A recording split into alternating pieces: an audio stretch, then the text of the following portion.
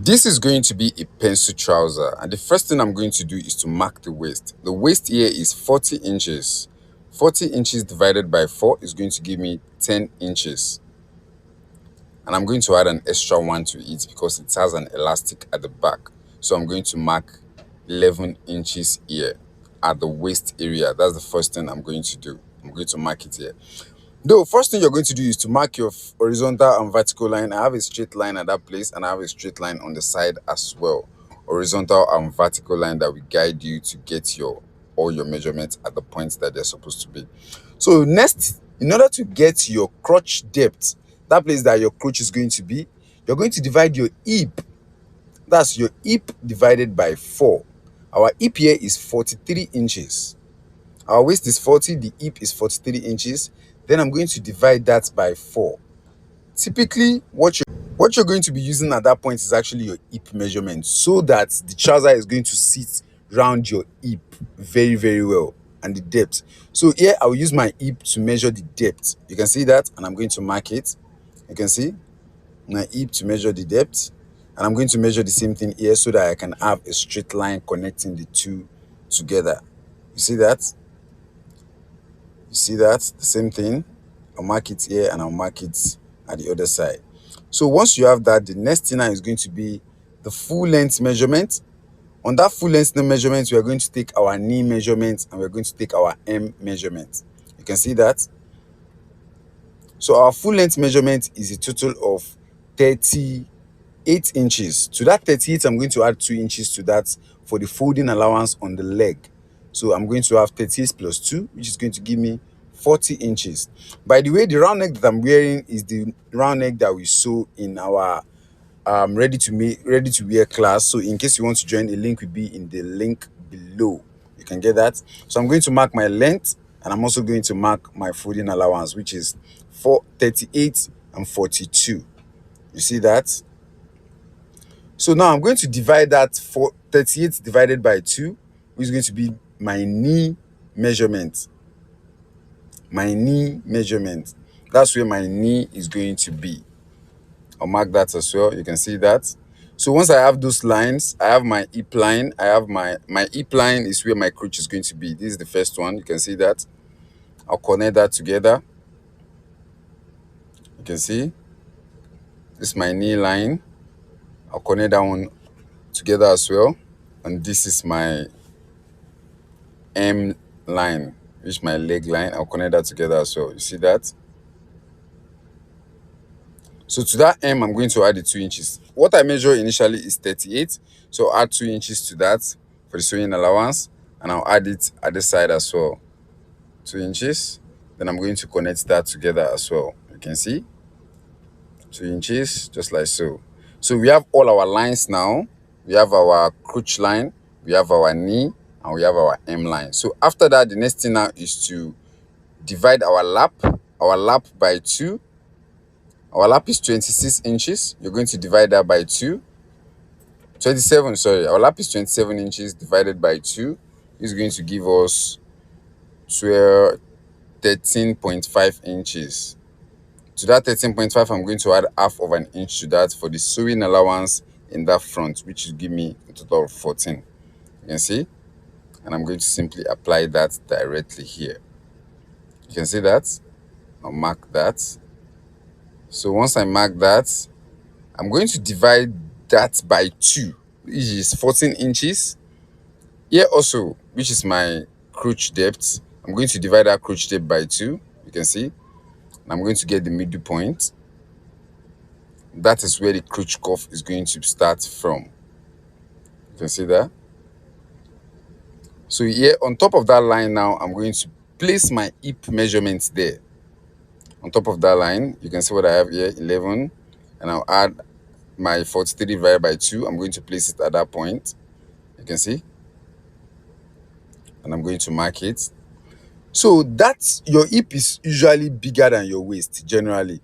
So that measurement right now is going to create a little bit of slant before you reach your crotch cuff.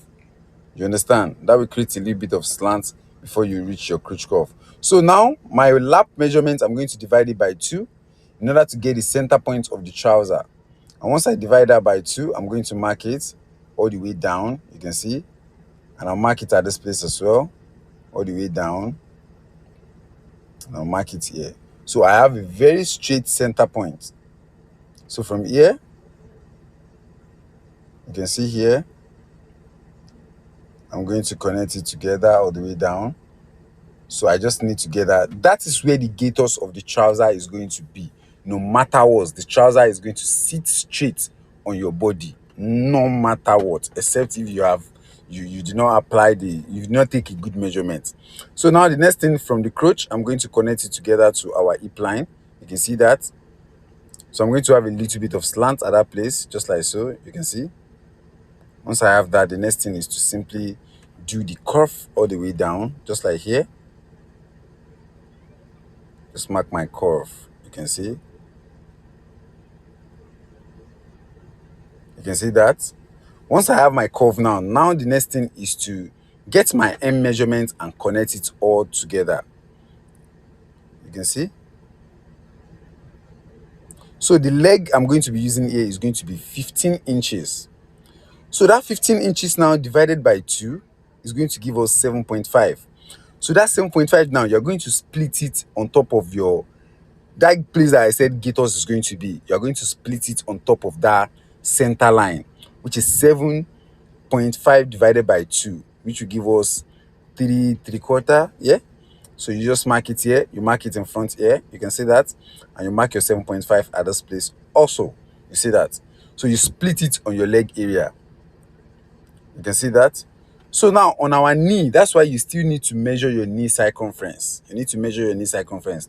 So on top of that knee also, our knee is 18 inches. So you're going to divide that 18 inches by 2. Here I use 17, depending on how free you want that knee area to be. But I told you guys that I'm making a pencil. I'm making a pencil trouser here. So you measure your knee and you divide it by 2. So the remaining half, you're going to split it on top of that circumference, just right there. Our knee is 18 inches. So 18 divided by 2 will give us 9 inches. So 9 divided by 2 will give us 4.5. So that 4.5 now, I'm just going to place that 4.5 in the middle. Then I'll mark the 4.5 in the front, and I'll mark the 9 at the back.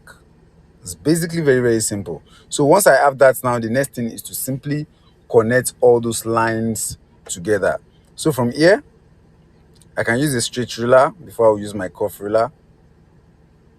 So I'm just going to connect that place together. You can see that.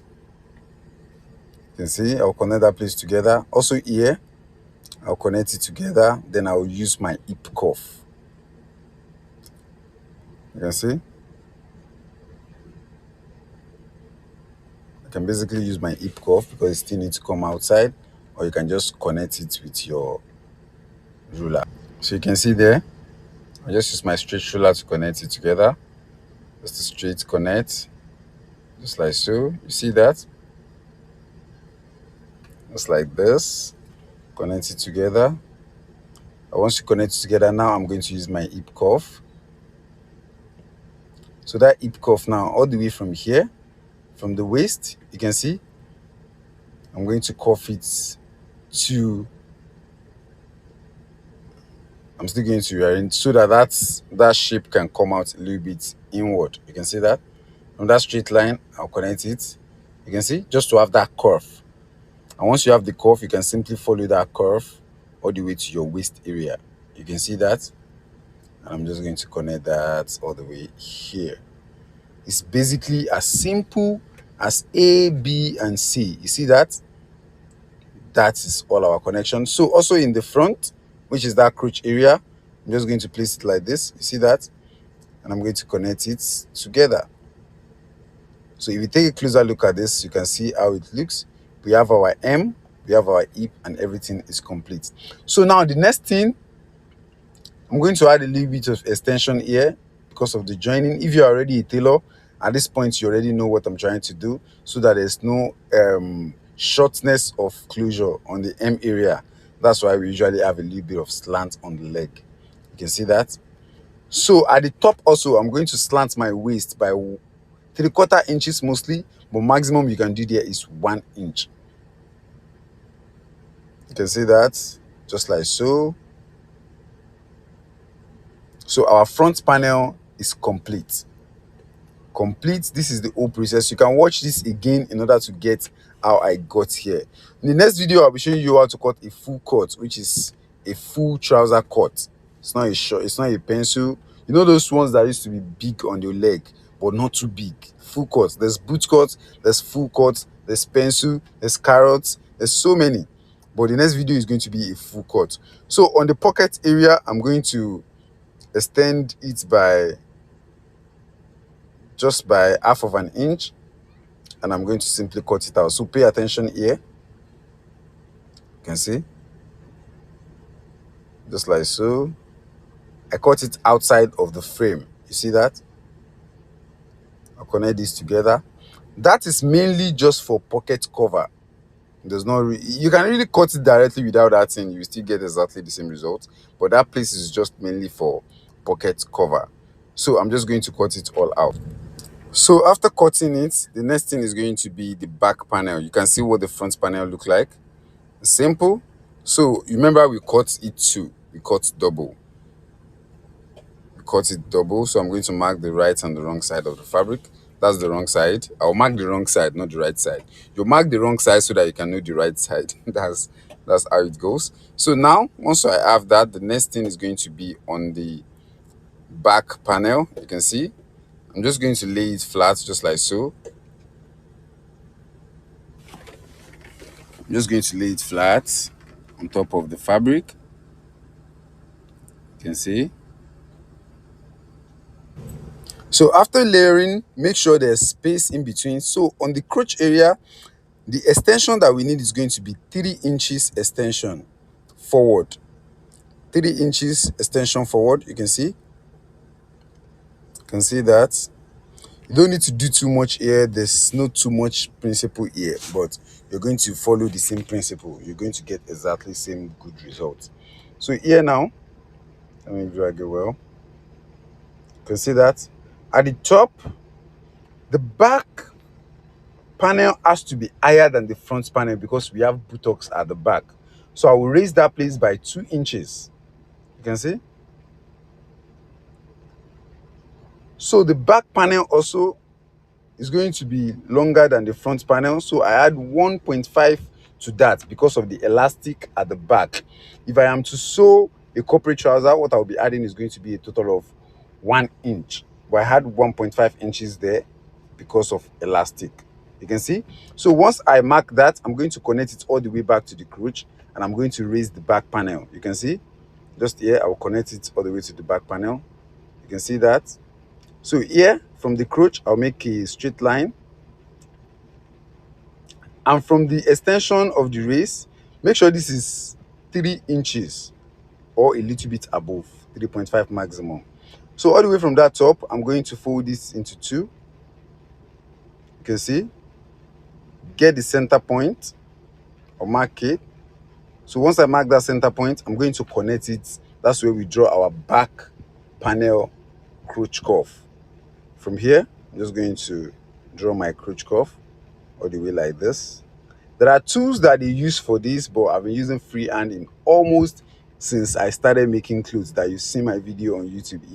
If not this is the first time you're watching my video, you know that I used a freehand to cut most of the time. I will still introduce the whole panel, armhole cuff, crotch cuff, all those material very, very soon. You will see more video on that. So I extended this by 2 inches all the way from the leg to the lap. That lap line, I added my 2 inches to that, and the leg I added 2 inches to that, and I'm just going to connect it all the way down. You can see that. So I'll connect it all the way down. So once I'm done with that, the next thing is going to be to cut it out.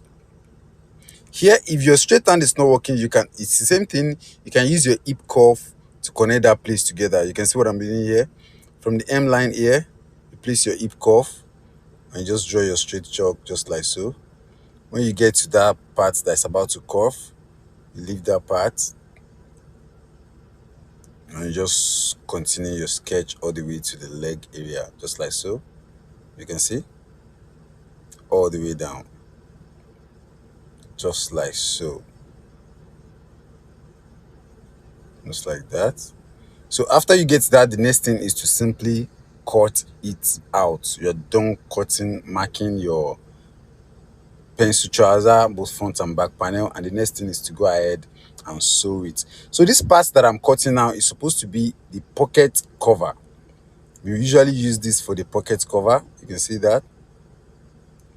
You can see what I have. I'll place it here. That's for the pocket cover.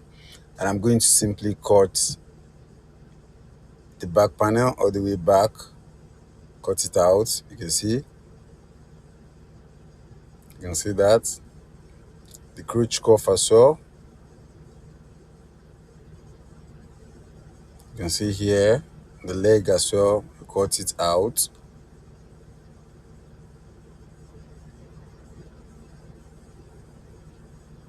All the way to the edge. That's all you have. This one now is supposed to be for the zipper fly. This is the one we use for the zipper fly. So once you're done with that, we'll be using this for the zipper fly. We just cut everything out and our trouser is ready. So you can see that after cutting it all out, this is what you're going to be having. Our pocket cover. I'll mark the wrong and the right side as well so I don't make a mistake. The zip cover as well, mark the wrong and the right. So we are done cutting our trouser step by step. So this is all you're going to be having, and that's everything on how to cut a pencil trouser. That will be about it. I will see you on the next one. Do have a lovely rest of your day.